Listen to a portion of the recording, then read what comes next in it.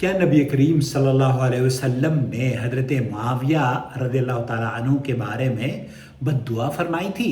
اور صحیح مسلم کی جو حدیث ہے اس کے بارے میں ہمارے پاس ایک سوال آیا ہے، اس سوال کو میں آپ کی خدمت میں پیش کروں گا اور پھر اس کا جواب۔ میں ٹھیک ہوں الحمدللہ۔ بڑی مہربانی آپ کی، گزارش ہے کہ ابھی کچھ دنوں آپ کے علم میں آیا ہوگا کہ مفتی سلمان ندوی دنیا کو خیر بات کہہ کے جا چکے ہیں۔ خیر بات کیا، علیہ من اللہ ما یستحق، اللہ تعالیٰ نے اس دنیا کو ان کی شر سے محفوظ فرما لیا۔ ظاہر شانی کرنے والا شخص اسی دن مر جاتا ہے جب وہ صحابہ کرام پر ظاہر شانی کرتا ہے۔ بہرحال یہ ایک ایسا موضوع ہے جس پر اہل دیوبند نے بھی ان پر خوب گرفت کی ہے۔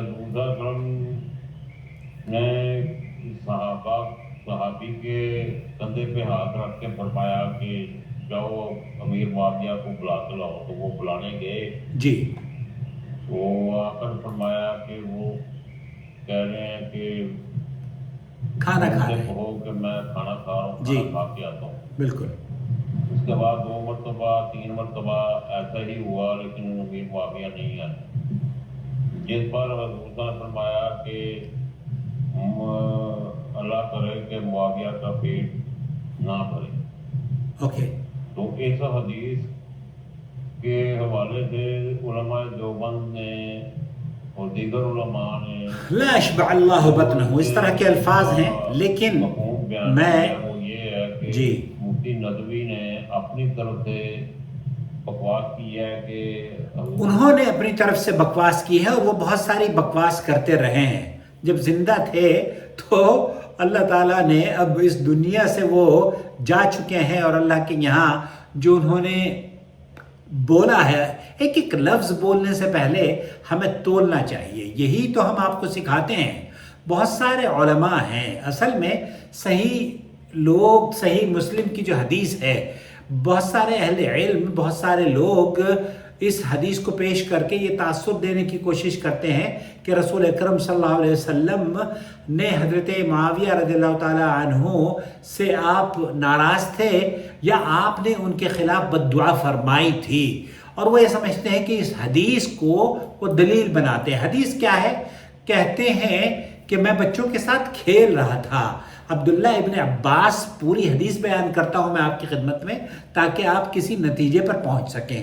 عبداللہ ابن عباس یہ کہتے ہیں کہ میں بچوں کے ساتھ کھیل رہا تھا کہ رسول اکرم صلی اللہ علیہ وسلم تشریف لائے، میں ایک دروازے کے پیچھے چھپ گیا، آپ علیہ السلام نے آ کر محبت سے میرے دونوں کندھوں کے درمیان ہلکی سی تھپتھپی، جیسے بچوں کو تھپکاتے ہیں نا، اس طریقے سے دی، اور فرمایا جاؤ معاویہ کو میرے پاس بلاؤ۔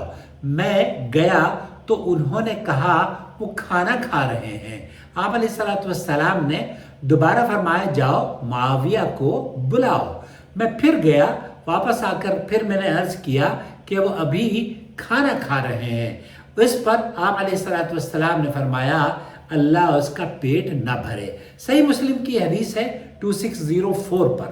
اب سوال یہ پیدا ہوتا ہے کہ کیا یہ واقعی بد دعا تھی جو حضرت محمد مصطفیٰ رحمۃ للعالمین صلی اللہ علیہ وسلم نے حضرت معاویہ کے کھانا کھانے کے وقت، جب حضرت معاویہ نے جان بوجھ کر رسول اکرم صلی اللہ علیہ وسلم کے حکم کی کیا نافرمانی کی تھی؟ حدیث کے الفاظ بات کی تائید نہیں کرتے، اور نہ ہی کسی بھی اہل حدیث عالم نے یا کسی بھی محدث نے اس کو اس زاویے سے سمجھنے کی یا سمجھانے کی کوشش کری ہے کہ یہ بد دعا کے صیغے ہیں، اور نہ ہی کسی بھی محدث نے، کسی بھی بڑے عالم اہل سنت والجماعت کے یہاں اس کو بد دعا تصور کیا گیا ہے۔ حدیث میں صرف اتنا مذکور ہے کہ حضرت معاویہ کھانا کھا رہے تھے، انہوں نے انکار نہیں کیا، بلکہ یہ کہا کہ میں یہ نہیں کہا کہ میں نہیں آؤں گا، بلکہ حضرت ابن عباس نے آ کر صرف یہ اطلاع دی کہ وہ کھانا کھا رہے ہیں۔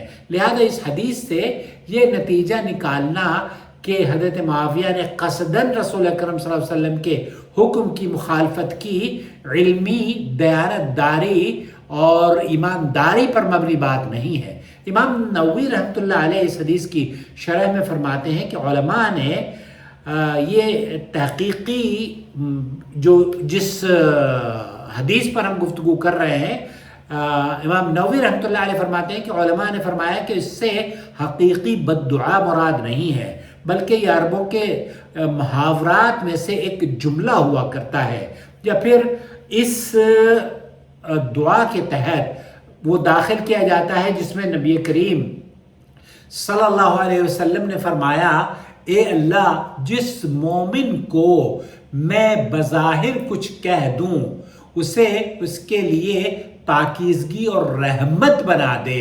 شرح مسلم میں، شرح نووی امام مسلم کی جو اس حدیث ہے اس کو امام نووی رحمۃ اللہ علیہ نے اس کی شرح میں یہ نقل کیا ہے۔ اللہم انما انا بشر، اے اللہ میں بشر ہوں، اگر میں کسی مومن کو کچھ کہہ دوں یا اس پر لعنت کروں یا اسے سزا دوں تو اس کے لیے پاکیزگی اور اسے رحمت بنا دے۔ صحیح مسلم میں 2601 پر یہ حدیث نقل کی گئی ہے۔ اب لہذا اس جملے سے اگر کوئی یہ سمجھتا ہے کہ یہ بد دعا تھی تو یہ اس کی بددیانتی ہے اور غلط فہمی ہے۔ اللہ کے رسول صلی اللہ علیہ وسلم کی دعا کے مطابق وہ حضرت معاویہ کے حق میں رحمت اور اجر بن گئی ہے، اور اسی وجہ سے شیخ ابن باز رحمۃ اللہ علیہ بھی یہ کہتے ہیں، وہ کہتے ہیں کہ ھذا لیس من باب الدعاء المقصود۔ شیخ ابن باز یہ کہتے ہیں کہ یہ مقصود بد دعا نہیں ہے، بلکہ آپ علیہ السلام کی زبان مبارک پر بطور محاورہ جاری ہوا، اور نبی کریم صلی اللہ علیہ وسلم سے ثابت ہے کہ آپ نے دعا فرمائی کہ جس مومن کو میں کچھ کہوں وہ اس کے لیے اجر، رحمت اور پاکیزگی بن جائے۔ لہذا معاویہ رضی اللہ تعالیٰ عنہ اس خیر میں داخل ہیں، اور اس حدیث پر کوئی جو شخص یہ کہتا ہے کہ یہ نبی کریم صلی اللہ علیہ وسلم نے بد دعا کی تھی وہ غلط ہے۔ شیخ عثیمین بھی کہتے ہیں کہ قولہ لا اشبع اللہ بطنا لیس سبا ولا قدحا فی معاویہ رضی اللہ تعالی عنہ بل هو داخل في الشرط الذي اشترطه النبي صلى الله عليه وسلم على ربه أن يكون ذلك رحمة وزكاة للمؤمن۔ یہ صحیح مسلم کی شرح ہے۔ اللہ کے رسول صلی اللہ علیہ وسلم اس کا پیٹ نہ بھرے سے کیا مراد ہے؟ شیخ عثیمین اور دیگر اہل علم، شیخ صالح الفوزان ہیں اور دیگر علماء ہیں سعودی عرب کے، وہ یہ کہتے ہیں اس کا پیٹ نہ بھرے کا مقصد یہ نہیں ہے۔ حضرت معاویہ کے لیے نہ ایک گالی ہے اور نہ ان کی تنقیص، بلکہ یہ اسی شرط کے تحت ہے جو رسول اکرم صلی اللہ علیہ وسلم نے اپنے رب سے کہی تھی کہ ایسا کلام مومن کے لیے رحمت اور پاکیزگی بن جائے۔ شیخ صالح الفوزان وغیرہ بھی انہوں نے بھی یہی کہا کہ معاویہ رضی اللہ تعالی عنہ صحابی جلیل وکاتب الوحی، ولا يجوز أن يتخذ هذا الحديث وسيلة للطعن فيه، لأن النبي صلى الله عليه وسلم دعا لمن وقع عليه شيء من ذلك ويكون رحمة وأجرا له۔ تمام اہل علم کا اس بات پر اتفاق ہے۔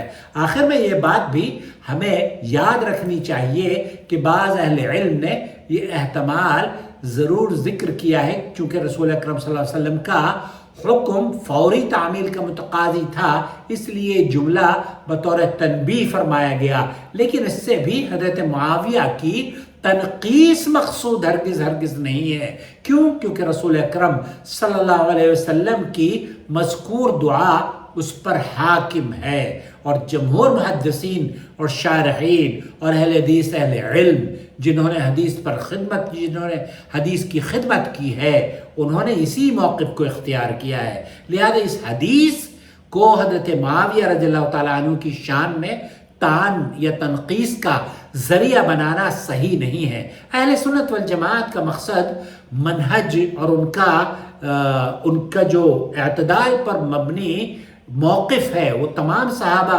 رضوان اللہ علیہم اجمعین کے بارے میں زبان کو محفوظ رکھا جائے، ان کے فضائل بیان کیے جائیں اور مشتبہ روایات کو ائمہ حدیث کی تشریحات کی روشنی میں سمجھا جائے اور انہیں کسی قیل و قال، جیسے سلمان ندوی علیہ من اللہ ما یستحق، وہ اس دنیا سے چلا گیا، اب اللہ کے یہاں جو اس نے گندے الفاظ حضرت معاویہ اور دیگر صحابہ کے بارے میں کہے تھے وہ بھگت رہا ہوگا۔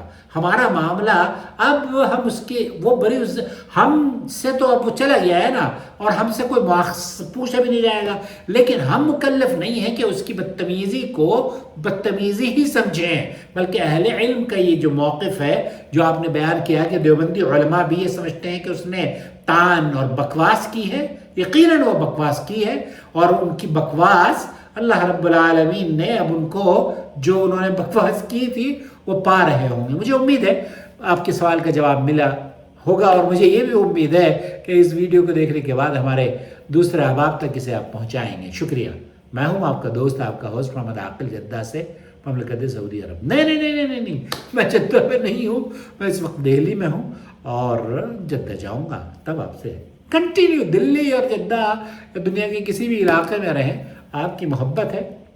اللہ آپ کو سلامت رکھے، دیکھتے رہیں اور جڑے رہیں ہمارے چینل سے۔ شکریہ۔